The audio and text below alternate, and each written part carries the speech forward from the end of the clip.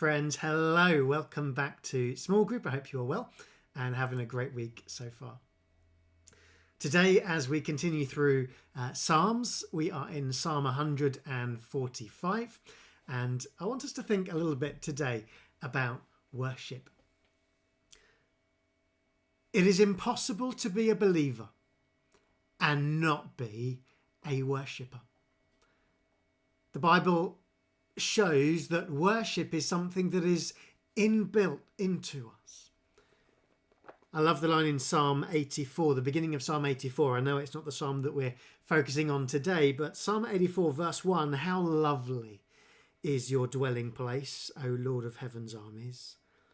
Verse 2, I faint with longing to enter the courts of the Lord. With my whole being, body and soul, I will shout joyfully to the living God. Worship is there within us.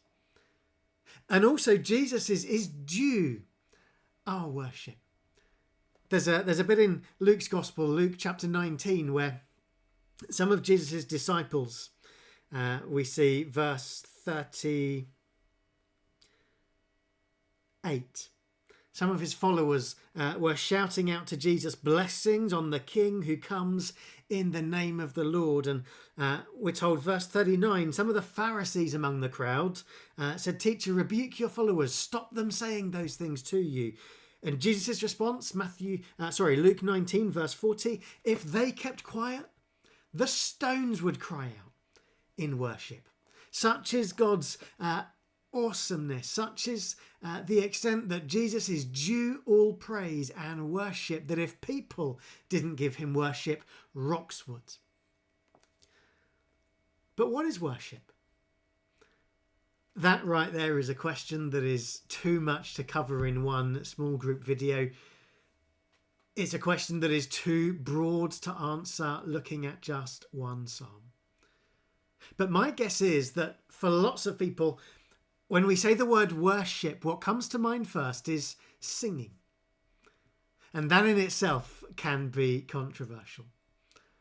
I recently came across the comments of one pastor who wrote objecting to some of the new trends in worship music.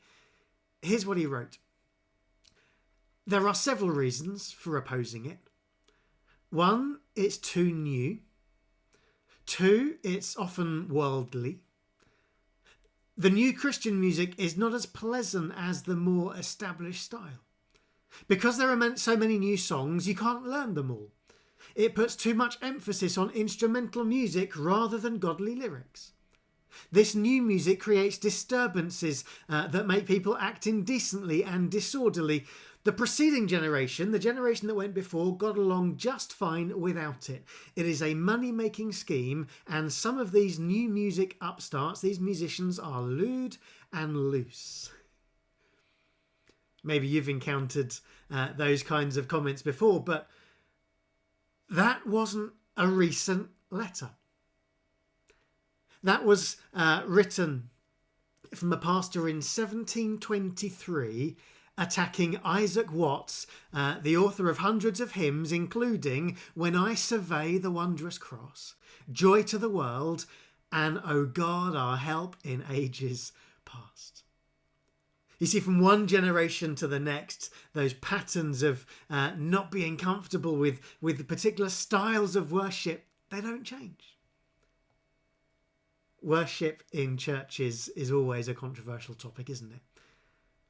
And I know that no matter how much I try and make sure that every Sunday there's a range of songs in our services that not only express good theology, but also will accommodate the different worship styles and cultures and generations represented in our church family, I know for a fact that every single week there will be a mixture of the songs are too old and the songs are too new. The music is too loud and it's not lively enough. And how often do we hear lines like, I didn't like the worship today. Or I didn't get much from the worship today, as if it was for us. Or how often do we perhaps refer to our services as worship services, as if anything outside of our Sunday services isn't worship. Or we refer to the time that we stand together at the beginning of our service and sing a few songs, we refer to that as the time of worship. Is that what worship is? Jesus taught very specifically on worship, both in the Sermon on the Mount, we see that in Matthew chapter 6, verses 5 to 18, and in his discussion with the Samaritan woman, John 4, verses 19 to 24. In the Sermon on the Mount, Jesus challenged the hypocrisy of public worship, of performance worship. The way that people were praying and worshipping publicly in a way that made them look good and holy.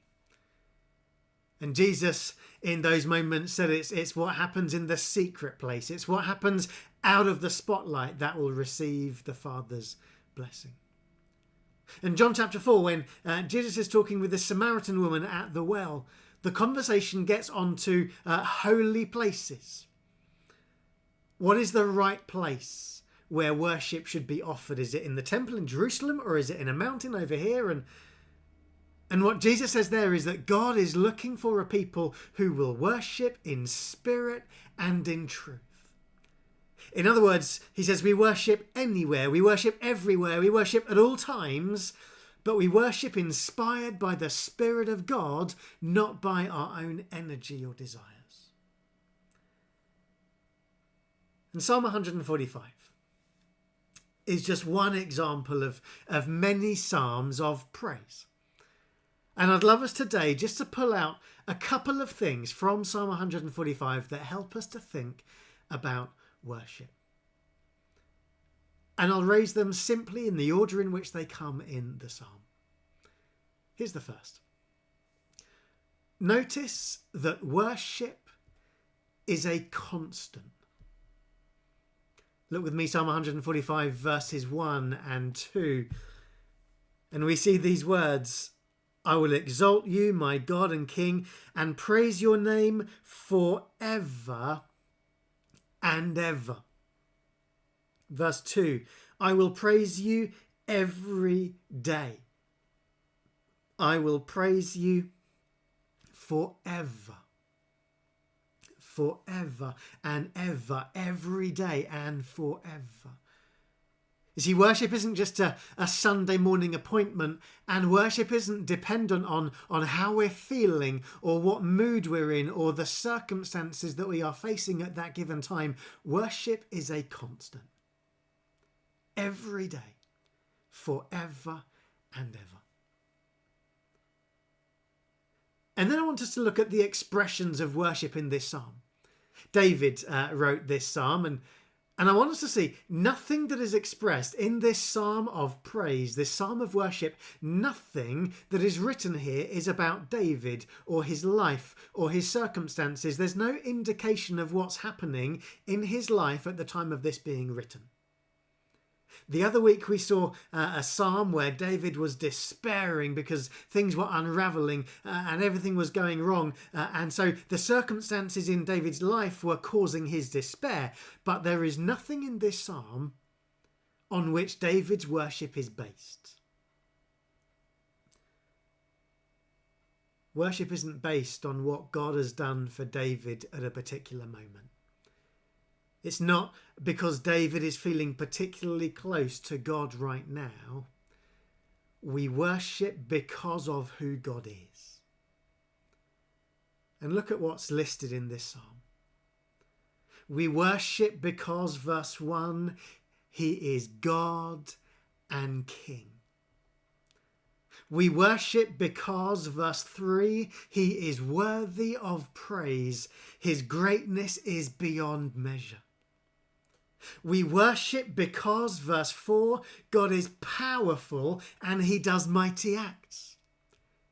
We worship because, verse 5, God is full of majesty and glory and he does wonderful miracles. We worship because, verse 7, God is righteous. We worship because, verse 8, he is merciful and compassionate and loving. We worship, verse 13, because his rule is eternal. We worship still in verse 13 because he is faithful to keep every promise. We worship, look at verse 15, because he is our provider. We worship verse 18 because he is close to us. We worship verse 20 because he is a God of justice. We worship verse 21 because he is holy. The whole psalm, nothing is mentioned about David or what he is going through. The whole thing is about who God is and what God is like. And God's nature, none of those aspects of God's nature change. They are the same regardless of what we go through. It reminds me of Job. You remember reading in Job's story, Job chapter 1, Job loses all of his possessions, his livelihood, all of his children were killed. And then we get this line, Job chapter 1, verse 20 and 21. Job stood up, tore his robe in grief, and then he fell to the ground in worship. And he said, "Praise the name of the Lord." And I'm reminded of Daniel. You know, the early story of Daniel when Shadrach and Meshach and Abednego, they were threatened by King Nebuchadnezzar that they would be thrown into the furnace if they didn't bow down and worship the king's statue. And what do they say? Daniel 3 verse 17, if we are thrown into the blazing furnace, the God that we serve is able to rescue us. But even if he doesn't, they say, we want to make it clear to you that we will never serve your gods or worship your statue. Even if he doesn't. Worship isn't based on our circumstances or how we are feeling or what is going on in our life. It is based on who God is, and who God is never changes. And then, thirdly and finally, I want us to see in this psalm the expressions of worship, the way that worship is expressed. The first thing we see is meditation. Meditation not in any kind of weird new age stuff. This isn't looking inwardly to find answers within yourself nonsense. But look in verse 5. Meditation, considering and reflecting on the nature and the goodness of God.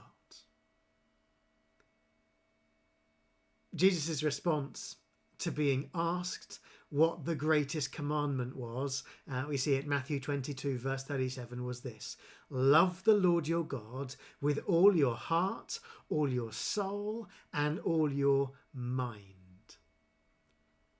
So before any singing comes along, worship starts with what occupies our minds. What do we think about? Meditation. Next up comes expression, verse 6 and 7. Now, yes, that includes singing, but it also includes the words that we say and the things that we talk about. Your awe-inspiring deeds will be on every tongue. I will proclaim your greatness. Everyone will share the story of your wonderful goodness. They will sing with joy about your righteousness. Worship does include singing, but it is a whole lot more. It is what we think about and occupy our minds with and reflect on. It is the things that we talk about, what we say to people, and yes, words that we sing. But also, beyond what we think, beyond what we say, beyond what we sing, worship goes on to be expressed in lifestyle. Look with me in Psalm 145 verse 10. All your works will thank you, Lord, and your faithful followers will praise you. Your faithful followers. Do you remember the time that Jesus said, Matthew 7, not everyone who calls out to me, Lord, Lord, will enter the kingdom of heaven, but only those who do the will of my Father in heaven. Think back for a moment to the description, the list that we gave, that description in this Psalm, Psalm 145, of God's nature, his goodness, his compassion, his love, his patience, his grace, his kindness, his holiness. And let me ask you, does that list describe your day today? Does that list describe your lifestyle on the days between our Sunday services in church? Because worship is more than our gatherings in church. Worship is more than the songs that we sing. What might it look like this week? No matter how you are feeling, no matter the circumstances you are facing, but purely because you serve a God who is good, what might it look like this week to worship with your mind and the things that you think about? To worship with your words and the things that you talk about? To worship with your actions and the way that you live? Friends, may all of those things in your life this week point to the goodness of God. Have a great day.